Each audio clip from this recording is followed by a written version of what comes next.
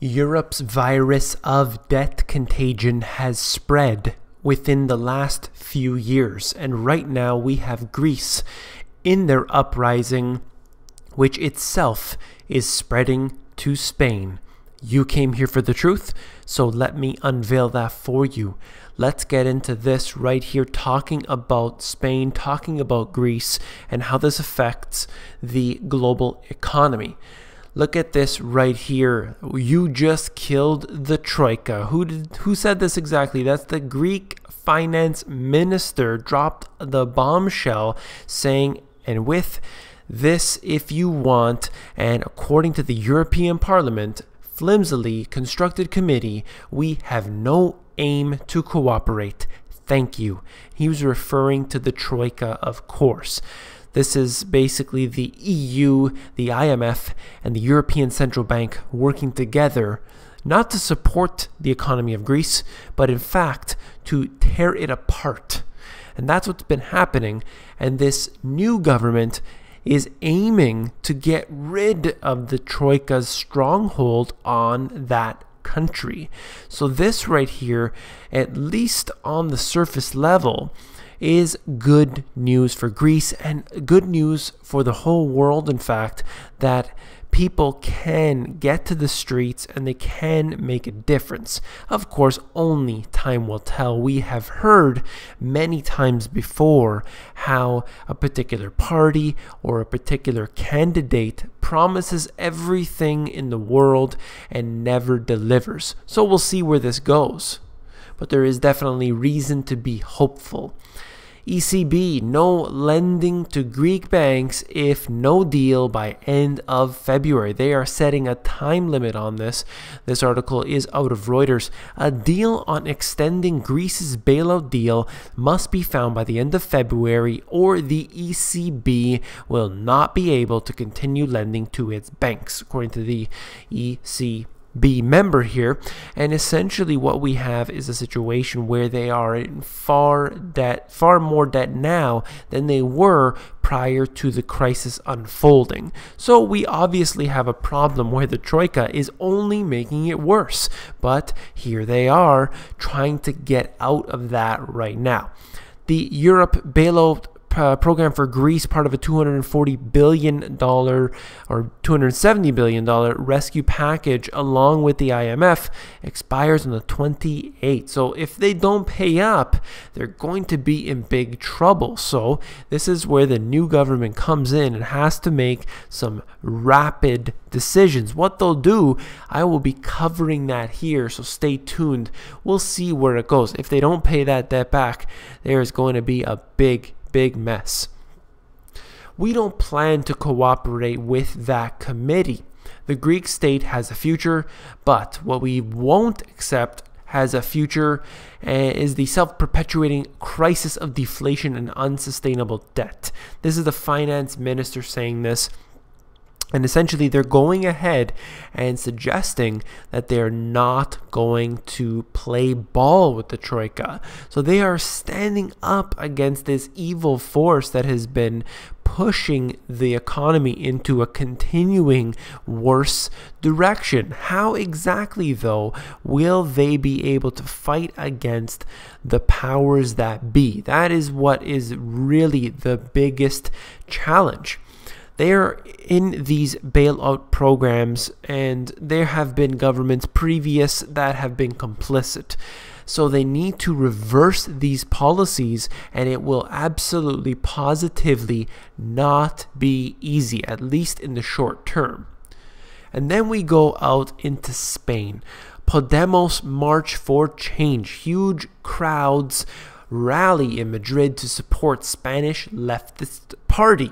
So they are doing the exact same thing that is happening in Greece right now, but look at the absolute massive amount of people that have collected together, hundreds of thousands of people collecting in this square here to demonstrate, saying, we want the old guys out and we want the new ones in. And this party is very similar in many ways to the Syriza party. So let's get into this right here. The political class has lost all credibility. And these are the individuals that are stuck in a big and bad situation. The government today has its former treasurer in jail for corruption, and the banks were bailed out with 40 billion euros of European money. But the government refused to call it a bailout. That's what they're dealing with right now. Such a bad situation of mass corruption, and it becomes public and still not taken care of. In Europe, they openly support Syriza, which won national elections in Greece, which has pledged to challenge the austerity measures imposed on the country by the EU and the IMF. So what's happening here is we have a situation whereby this Spanish party, Podemos, is basically using the strength that has been gaining over the past year, going from essentially nowhere up until this popular party, enough to get hundreds of thousands of people to come on the streets. So this is obviously using the steam from what happened in Greece, using that to propel itself forward. In my book, I was talking about what's happening with Ireland, Greece, and Portugal, and then I said their debt is just too much for them to handle, and the cracks have begun to show. Spain and Italy are also highly indebted, and the contagion could easily spread to these two highly vulnerable countries. And then I get into more information on that, but essentially I knew that back when I was writing in 2010, 2011, published in 2012, but what I wanted to say here is that obviously you have the Euro-viral debt contagion. It cannot be contained. It's contagion. It's going to spread. It is a virus, and I knew that back then, not because I have a crystal ball, because it's pretty easy to see that the decisions they are going to make with the IMF, with the Troika, are obviously meant to hurt them. It's very, very easy to see where that's going. And this basically continues on, and essentially just wanted to say this is Podemos, often expressed its support for some of the policies of the left-wing governments in Venezuela, Bolivia, Ecuador, and essentially saying that they support Syriza. So that's all I'm going to go into for this right here, just showing you how badly people are really, they're desperate for change, and they will do whatever it takes to get that. And we had in the US back in 2008 and again in 2012, where we had hope and change promised to the people, and there has been a very, very big failure. So let's hope for better times here in Spain as well as in Greece, and hope they don't get the same Obama story that we have seen for 2 election cycles now. And this extends on to what I wanted to get into, the global economy. Mortgage frames negative rate for the first time. This is actually a translated article out of Denmark. They're actually bring money back to individual customers instead of charging them. How incredible is it that they're giving away the home essentially for free when you think about it? Negative interest rates. They are borrowing at a rate, I've never seen this before, never heard of it, but here we are at a negative interest rate for the housing market. That's what you want to do when you're desperate to keep the housing market alive. Now, this also, of course, connects into what's happening with Greece, with Spain, with Italy, with Portugal, because you have countries in very, very bad situations, particularly in Europe. They are way, way too far into the debt, and they can't get out. They're not going to get out if they continue on this trajectory. So, of course, they will go to the deepest measures possible. And in this case here, they will resort to negative interest rates. That's both on the bank side as well as in things like this with housing. And right here, last but not least, talking about how they had almost all Japanese government bonds trading with positive yields this week. But last week, around 1.8 trillion of them were trading at a negative yield. The negative yield was 3.6 trillion last week, or 16% of the JPM Global Government Bond Index. 3.6 $1.6 trillion worth trading at a negative yield.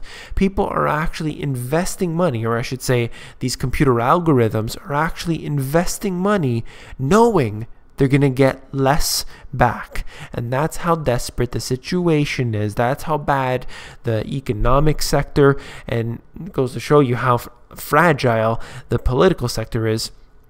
And we see this going on, not just in Greece, not just in Spain, but it's happening globally. This is a problem that cannot be fixed by using the same policies we've had in the past. We need radical change. Change for the good, not for the worse. If you found this informative, please give me a thumbs up. And of course, don't forget to subscribe onto these videos. There are over 15,000 Money GPS subscribers. Hello to each and every one of you. Stay tuned for some new info. I'm working on the website. It is definitely occupying some time trying to get back to all the emails. I'm really struggling to get back to everybody, but I do reply to each and every one of you that emails me, so please, you can do that at david@themoneygps.com. But in fact, the best way to get a hold of me, which I reply within a few days generally, is at the Insiders, and the best way to get on there is to go to themoneygps.com. You just scroll down to the bottom, fill in your email address, and you get occasional emails from me with good, short, concise info.